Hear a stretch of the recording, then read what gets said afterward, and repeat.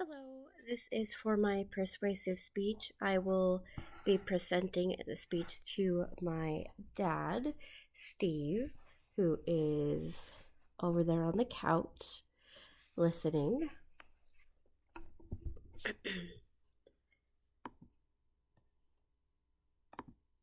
What if one day you woke up and a book that you loved was banned? By banning books, those who are in marginalized groups are further marginalized and their experiences are erased from society.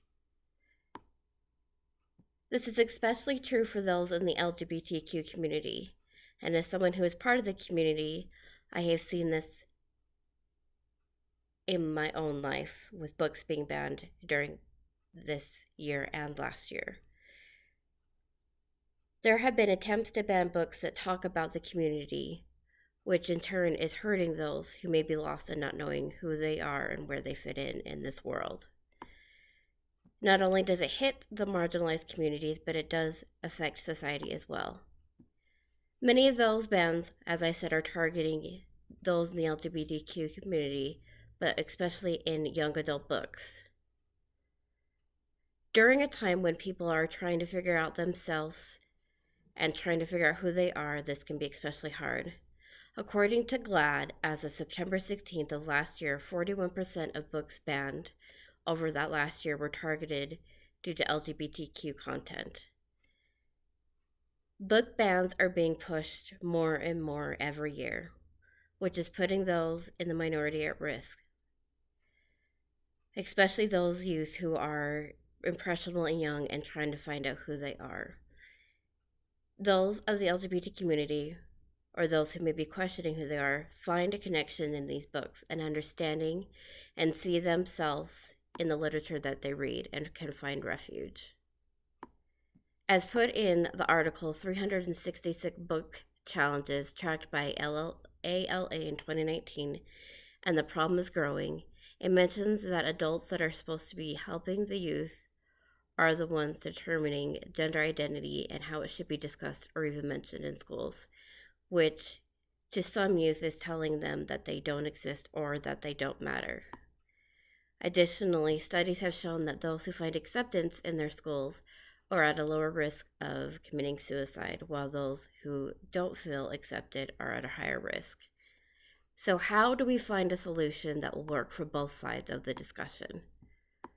Any solution for this problem involves communication, whether it be both sides sitting down in a neutral setting and arguing their sides, talking to our elected officials who are passing these laws against the community, or even supporting the bans, or even taking the most extreme route and filing lawsuits, which can take a lot of time and cost a lot of money.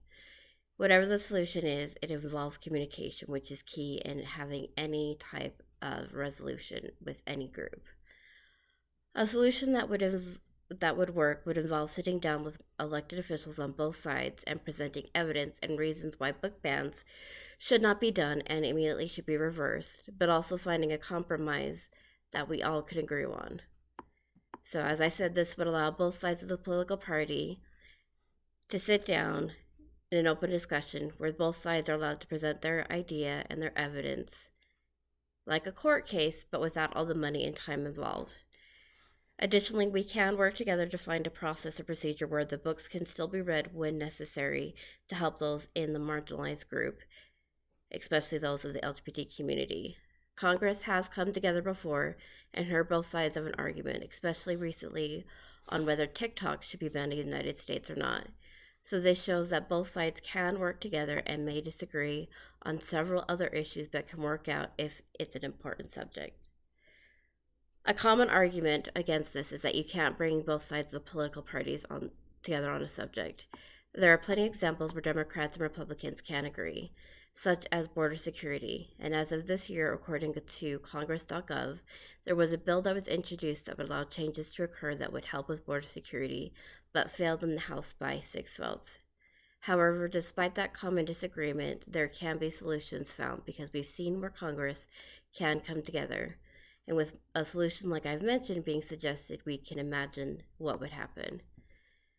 If we ignore the solution, we would have negative consequences, as we can go over again. First off, it would create atmosphere for those in the LGBTQ community as a reminder that they don't exist or they don't matter, which would already raise the high suicide rate and cause more problems and have history repeat itself like we've seen before.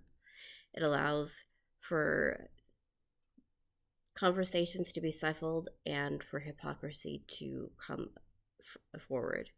However, agreeing on the solution allows for society to continue to have open and frank conversations about things that are different. It provides refuge and understanding to young adults who are trying to find themselves in this world that is already changing and evolving. It allows for hearts and minds to be opened and changed. As well, one of the greatest commandments of God is to love our neighbor.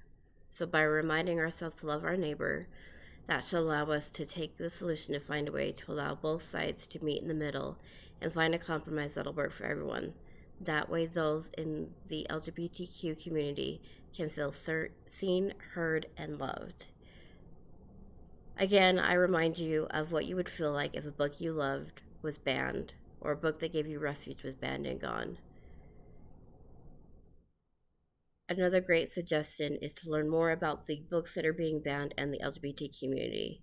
Banning books can harm them and can make them feel more isolated.